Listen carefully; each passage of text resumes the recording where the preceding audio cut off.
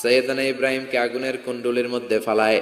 সাইয়েদনা জিব্রাইল বলে, ও সাইয়েদনা ইব্রাহিম, আপনি বলেন আমার পাখার আঘাতে আগুনগুলো এক পাশ থেকে আরেক পাশে, এক দেশ থেকে আরেক দেশে উড়িয়ে নেই, বিশাল আগুনের কুণ্ডুলিকে এক ঝাপটা মেরে থামিয়ে দেই।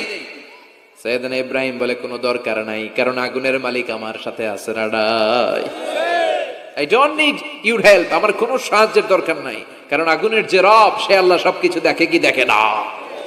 বিশাল বড় মোটা মোটা রশি দিয়ে সাইয়েদনা ইব্রাহিমের হাত আর পা বেঁধে আগুনের মধ্যে ফেলে দেয়া হলো।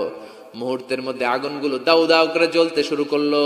হাতের রশিগুলো পায়ের রশিগুলো মুহূর্তের মধ্যে জ্বালিয়ে দেয়, বিশাল বড় বড় তক্তা জ্বালিয়ে দেয়, লাকড়ি জ্বালিয়ে দেয়, কিন্তু সাইয়েদনা ইব্রাহিমের একটা পশমও জ্বালায় না।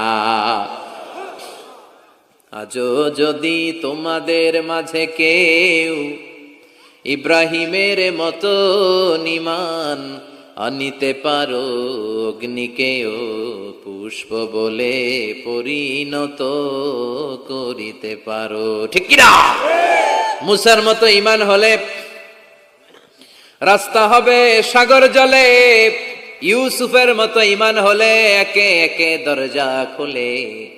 নবী ইব্রাহিমের মতন ঈমান যদি আজও থাকে বিদ্যমান, অগ্নিকুণ্ডে দেখতে পাবে খুবসুরত এক ফুল বাগান। সুবহানাল্লাহ পড়েন। আল্লাহ বলেন, কুলনা ইয়া নারু কুনি বারদান ওয়া সালামান আলা ইব্রাহিম। আল্লাহ বললেন, আগুন, দুনিয়ার শুরু থেকে তোকে একটা ধর্ম আমি দিয়েছি, যা পাবি জ্বালিয়ে ছারখার করে দিবি, কিন্তু আজকে কয়েকদিনের জন্য তোর জ্বালানোর ক্ষমতা আমি আল্লাহ কেড়ে নিলাম। তে আমার ইব্রাহিমের জন্য ঠান্ডা হয়ে যা। কি হয়ে যা? তবে আগুন খবরদার এত বেশি ঠান্ডা হবি না যাতে ইব্রাহিমের সর্দি না লেগে যায়। সুবহানাল্লাহ পড়ে। আগুন বলে, আল্লাহ বললা ঠান্ডা হ, আবার বললেন বেশি ঠান্ডা হবি না যাতে সর্দি না লেগে যায়। আমি কি করুম? আল্লাহ কয়, বারদাউ ওয়া সালামান আলা ইব্রাহিম।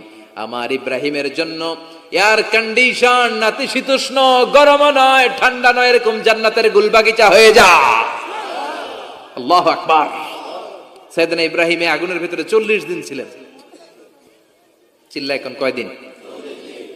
একটা পশমও পুড়ে নাই। আগুন থেকে বেরিয়ে উনি অনেক দিন বেঁচে ছিলেন। শেষকালে নাতি পুজিদের সাথে যখন গল্প করতেন তখন বলতেন, নাতিরা, আমার জীবনের সবচেয়ে আরামদায়ক সময় কেটেছে নমরুদের আগুনের ভেতরে ওই 40 দিন। ওই 40 দিন যেই সুখ, আমোদ, ফুর্তি, আনন্দে আমি ছিলাম, আমার জীবনে কোনো সময় কোনো মুহূর্তে এত সুখ, এত আনন্দ, এত চমৎকার সময় আমি কাটাই।